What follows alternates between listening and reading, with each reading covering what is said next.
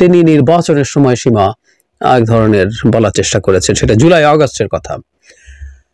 কেন উনি এটা বলছেন সেটা নিয়ে আলাপ করব, এবং আদতেই বিএনপি ঠিক ওই সময়ে নির্বাচন চাইছে কিনা সেটা নিয়ে কথা বলতে চাই। কিন্তু যেটা ঘটেছে সেটা হচ্ছে উনি এমন এক সময় এই কথাটা বললেন যখন তার দুদিন আগেই ভারতের সেনাপ্রধান, খুবই আনইউজুয়ালি ভারতের সেনাপ্রধান এই ধরনের পলিটিক্যাল ইস্যুতে কথা বলে না, কিন্তু তিনি বাংলাদেশ সম্পর্কে বলেছেন যে বাংলাদেশের সাথে সম্পর্ক স্বাভাবিকীকরণ হবে একটা নির্বাচিত সরকার হবার পর।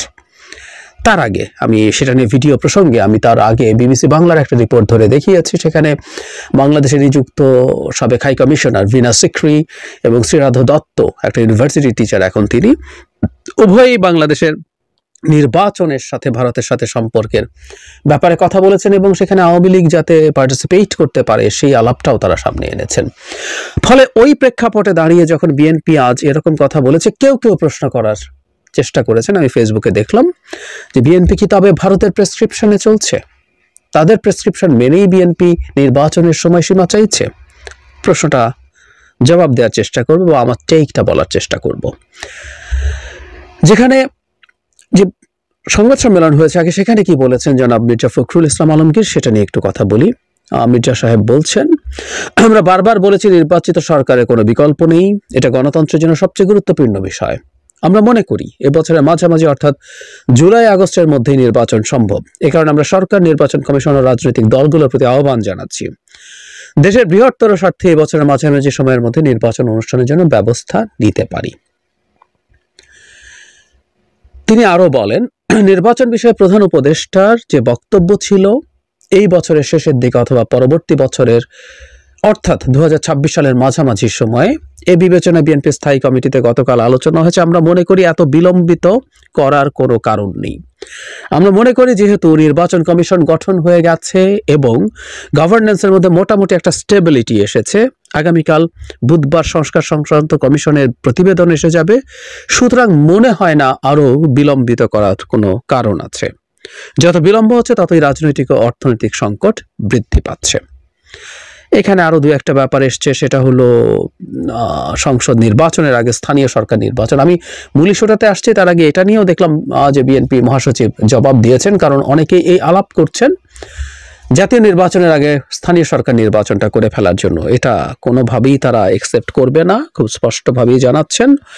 মানে প্রশ্ন যেভাবে বলেছেন খুব কঠোর ভাষায়, সংসদের আগে স্থানীয় সরকার নির্বাচনের প্রশ্নই ওঠে না। So BNP is very tough about that. আমরা খেয়াল করব জাতীয় নাগরিক কমিটির দিক থেকে প্রধানত এই ধরনের দাবি করা হয়েছে। নট অনলি দ্যাট, সিভিল সোসাইটির পক্ষ থেকে কেউ কেউ এই দাবি করছেন, বিএনপি এটাকে স্পষ্টত নাকচ করে দিয়েছেন। আজকে আলোচনার জায়গা না, কিন্তু আমি এই ব্যাপারে এই চিন্তাটা নিয়ে আমি সহসাই কথা বলবো যে আসলে আগে এই নির্বাচনটা, স্থানীয় সরকার নির্বাচনটা করা সম্ভব কিনা বা পুরোটা করা উচিত কিনা। আমি টিভি কয়েকটা টক শোতে অলরেডি বলে ফেলেছি, এটা একটু এক বাক্যে জানিয়ে রাখি যে পুরো স্থানীয় সরকার নির্বাচন জাতীয় নির্বাচনের আগে হওয়াটা আমার কাছে ব্যক্তিগতভাবে সঠিক বলে মনে হয় না। কেন সেটা নিয়ে পরে কথা বলবো। ঘোষণাপত্র নিয়ে তিনি কথা বলেছেন, তার কাছে একটা কপি এসছে মাহফুজ আলম উপদেষ্টা তার পক্ষ থেকে, কিন্তু যেন মির্জা ফখরুল জানাচ্ছেন যে অনেকের সাথেই কথা বলতে হবে, এটা তো দ্রুত করা যাবে না। এবার আসি নির্বাচনের সময়সীমা নিয়ে। তারা জুলাই আগস্টে নির্বাচন হওয়া সম্ভব বলে বলছেন, কারণ প্রায় সব ঘটনা, প্রায় সব প্রস্তুতি হয়ে গেছে, এটাই হলো যুক্তি। এখন ওই যে বললাম ভারতও তো একই ধরনের কথা বলছে, এখন সেটার সাথে মিলছে কিনা। আমি গতদিনই ভারতের সেনাপ্রধানের বক্তব্যের সূত্র ধরে জানিয়েছি, ভারতের মতো একটা দেশের পক্ষে এটা খুবই স্বাভাবিক যে তারা একটা নির্বাচিত সরকারের সাথে সম্পর্ক তৈরি করতে চাইবে। কারণ হলো এটা অর্থনীতির মতো, একজন ইনভেস্টর তার ইনভেস্টমেন্ট করেন একটা স্টেবল সরকার দেখে।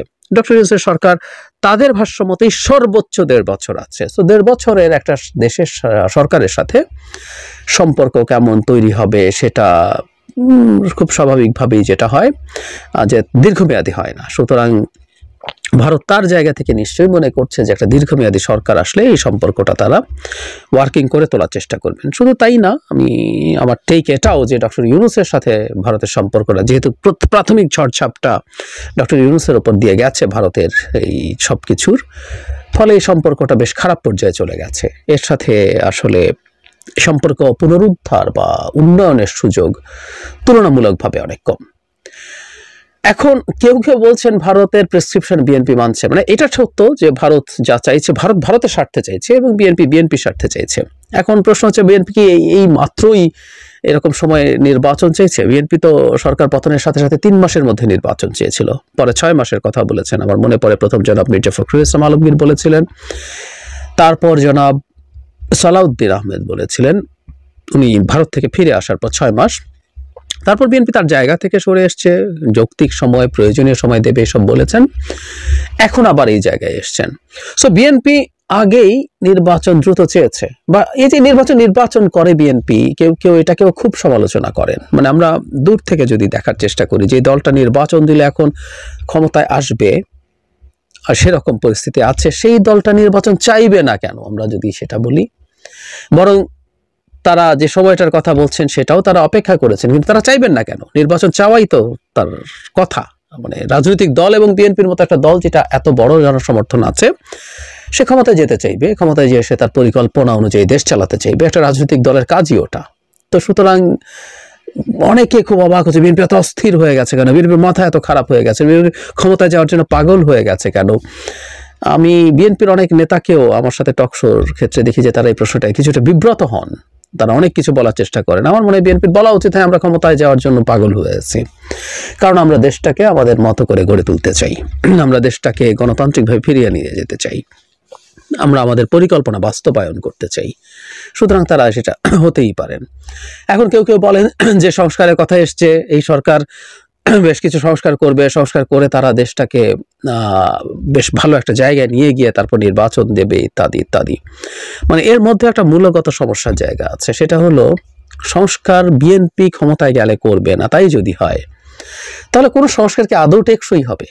মানে এই যে অর্ডিন্যান্স করা যায়, যেহেতু এখন সংসদ নেই, আপনি আইন প্রণয়ন করতে পারছেন না, তাই রাষ্ট্রপতির অধ্যাদেশের মাধ্যমে আপনি আইনের সমমর্যাদায় এটা হয়, আপনি কাজ করতে পারেন। সংবিধান তাকে সংশোধন করার স্কোপই নেই। তো তা যদি হয়ে থাকে, আপনি অর্ডিন্যান্স দিয়ে এটা সেটা নানান কিছু করলেন, কোনো একদিন নির্বাচন তো হবে, 1.5 বছর 2 বছর 3 বছর যাই বলি না কেন তাত্ত্বিকভাবে। তখন বিএনপি যদি ক্ষমতায় আসে, সেই অর্ডিন্যান্সগুলো তখন একদম পরবর্তী যে নতুন সংসদ হবে সেটা দিয়ে এটাকে পাশ করে ফেলতে হবে। যদি সব বাতিল করে দেয় কি লাভ হবে তাহলে? এই যে আমরা সংস্কার বলছি, তাত্ত্বিকভাবে বলছি, অতি চমৎকার সংস্কারও যদি সব বাতিল করে দেয় তাহলে কি এটা টেকসই হবে? এটার উদাহরণ আছে। 11 সময় 150 মতো অর্ডিন্যান্স হয়েছিল, কার্যকর হয়েছিল মাত্র 50টাকে আইনে পরিণত করেছিল আওয়ামী লীগ, বাকি 2/3 ফেলে দিয়েছিল 100টা। 50টা হুবহু হয় না, এর মধ্যে নানান রকম পরিবর্তন এনে সেটা করা হয়েছে। তো তা যদি হয়ে থাকে তাহলে ঘাট ধরে জোর করে সংস্কার হতেই হবে, কথাটা কেন বলা হচ্ছে? সুতরাং এই যে অপেক্ষা করা, তর্সয় না, এসব আলাপগুলো আমার কাছে মনে হয় না সঠিক। কিন্তু এখানে একটা কিন্তু আছে, ভারতের সাথে মিলে যাওয়া নিয়ে কথা বলছি। আসলে আমরা এইভাবে যদি প্রশ্ন করি যে বিএনপি ভারতের কাছ থেকে কি পাবে আসলে নির্বাচন নিয়ে, মানে এই এক অদ্ভুত এবং উদ্ভট কথা। আমরা তাত্ত্বিকভাবে ধরে নিলাম যে বিএনপি ভারতের সাথে যোগসাজশ করছে, ভারত যে প্রেসক্রিপশন দিচ্ছে সে প্রেসক্রিপশন মানছে। এমনকি অনেকে এটাও বলছেন, ভারত যেহেতু আওয়ামী লীগকে ইনক্লুসিভ ইলেকশন করার কথা বলছে, বিএনপিও তাই বলছে। যদিও বিএনপি তার প্রথম দিকে আমার মনে পড়ে বিএনপি বলেছিল যে আওয়ামী লীগ নির্বাচনে পার্টিসিপেট করুক, তারা চায়, কোনো দলকে নিষিদ্ধ করার পক্ষে না, এই ধরনের আলাপ করেছেন।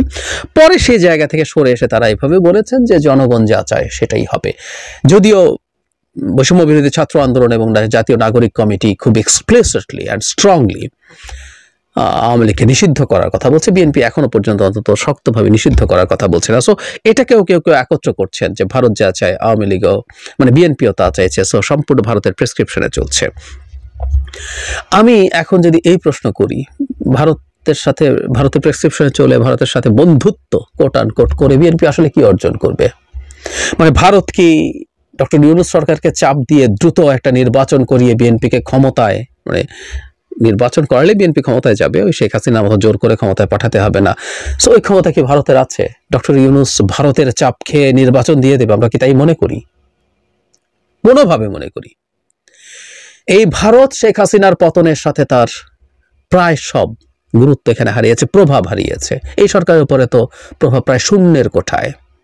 সরকার তার কিছু ওয়ার্কিং রিলেশনশিপ ডেভেলপ করতে চায়, কিন্তু এই সরকার যথেষ্ট কঠোরভাবে ভারতের আধিপত্যবাদের বিরোধী। সো ভারত বললেই নির্বাচন দিয়ে দেবে এবং ভারতের সে চাপ দেওয়ার সক্ষমতা আছে।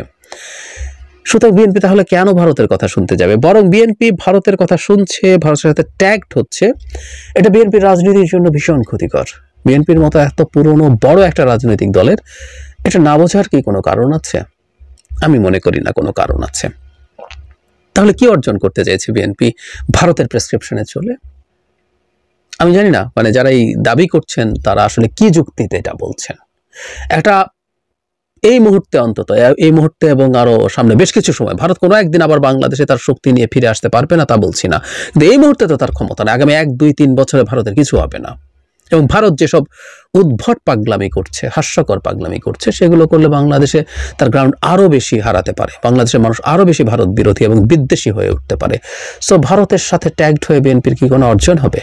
হতে পারতো। ওই যে বললাম যে বিএনপি ট্যাগড হয়ে সমালোচনা হলেও ভারতের বিরাট লেভারেজ আছে ডক্টর ইউনূসের উপরে, ফোন করে মোদি ডক্টর ইউনূসকে বললেই ডক্টর ইউনূস সুরসুর করে নির্বাচন দিয়ে দেবে। অথচ ভারত যাই করে ডক্টর ইউনূস সরকার তার প্রতিবাদ করছে কঠোরভাবে। ভারত খুবই অস্বস্তিতে আছে এটা নিয়ে। তো তাহলে ভারতের সাথে কিসের ডিল? আর বিএনপি যদি নির্বাচিত হয়ে ক্ষমতায় আসে জনগণের ভোটে, ভারতকে এত পুঁছে চলা লাগবে না তাকে। জনগণই তার শক্তি আছে। শেখ হাসিনা ভারতের কৃতদাসী হয়েছিলেন কারণ উনি নির্বাচন ছাড়া ক্ষমতায় ছিলেন, ম্যান্ডেট ছাড়া ক্ষমতায় ছিলেন। বিএনপি ম্যান্ডেট নিয়ে ক্ষমতায় আসলে ভারতের সাথে একটা ওয়ার্কিং রিলেশনশিপ করবে, এটা করতে হবে, এটা আমরাও চাই, দুই পক্ষের জন্য এটা দরকারি। ভারতের স্লেভারি করতে হবে না। তো তাহলে ভারতের সাথে বিএনপি অ্যালাইন্ড হতে হবে কেন? বটম লাইন হচ্ছে দুইটা পক্ষের, ভারতের এবং বিএনপির নিজ নিজ স্বার্থ, প্রত্যেকেই তার স্বার্থের হিসাব করে নিজ নিজ যে স্বার্থ আছে সেটার সাথে মানে নির্বাচনের টাইমটা সামহাও কোইনসাইড করছে। ভারত কেন নির্বাচন চাইছে, দ্রুত চাইছে, সেটার ব্যাখ্যা আমি গতকালই একটা ভিডিওতে করেছি, আপনারা যারা দেখেছেন আশা করি মনে আছে, না হলে একটু দেখে নেবেন, 2-1 দিন আগে সেনাপ্রধানের বক্তব্য নিয়ে। তো সুতরাং এটা জাস্ট এইভাবে কোইনসিডেন্টলি মিলে গেছে। এটা ভারতের প্রেসক্রিপশনে বিএনপি চলছে আমার কাছে